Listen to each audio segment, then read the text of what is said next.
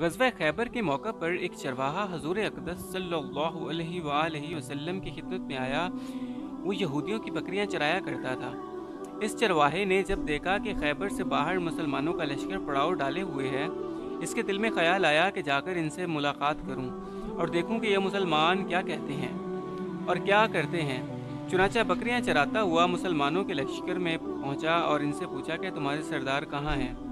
सहाबा इकराम ने बताया कि हमारे सरदार हुज़ूर अकरम सल्लल्लाहु अलैहि वसल्लम इस खैमे के अंदर हैं। पहले तो इस चरवाहे को इनकी बातों पर यकीन नहीं आया।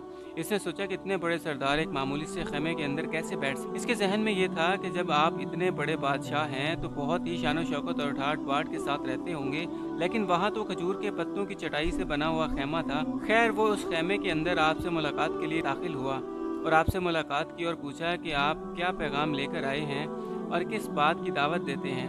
हुज़ूर अक़दस सल्लल्लाहु अलैहि वसल्लम ने इसके सामने इस्लाम और ईमान की दावत रखी और इस्लाम का पैगाम दिया। इसने पूछा कि अगर मैं इस्लाम की दावत कबूल कर लूँ तो मेरा क्या अंजाम होगा और क्या रुतबा होगा। हुज़ूर अक़दस सल्लल्लाहु अलैहि वसल्लम ने फरमाया कि इस्लाम लाने के बाद तुम हमारे भाई बन जाओगे और हम तुम्हें गले से लगाएंगे। इस चरवाहा ने कहा कि आप मुझसे मजाक कर रहे हैं। मैं कहाँ और आप कहाँ।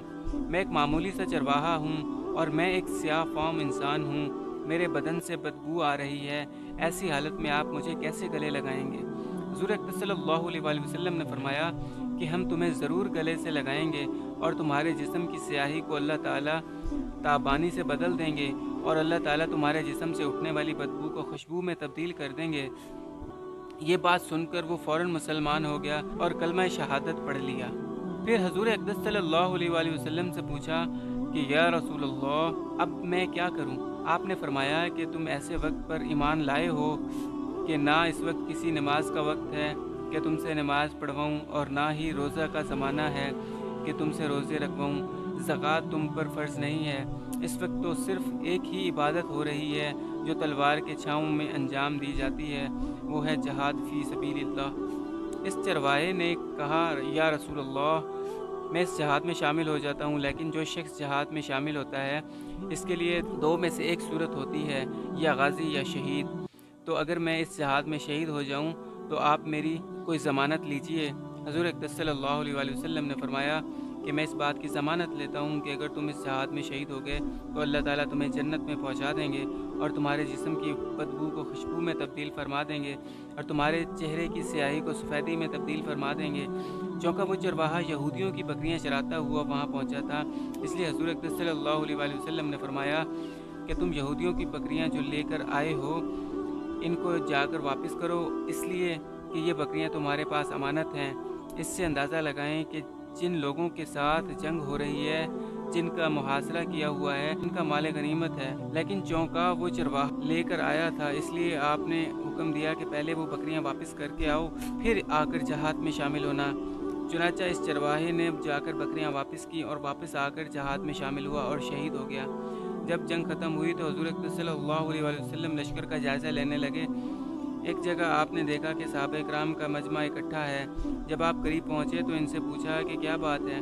सहाबा इकराम ने फरमाया, जो लोग जंग में शहीद हो गए हैं इनमें से एक आदमी ऐसा भी है जिसको हम में से कोई नहीं पहचानता।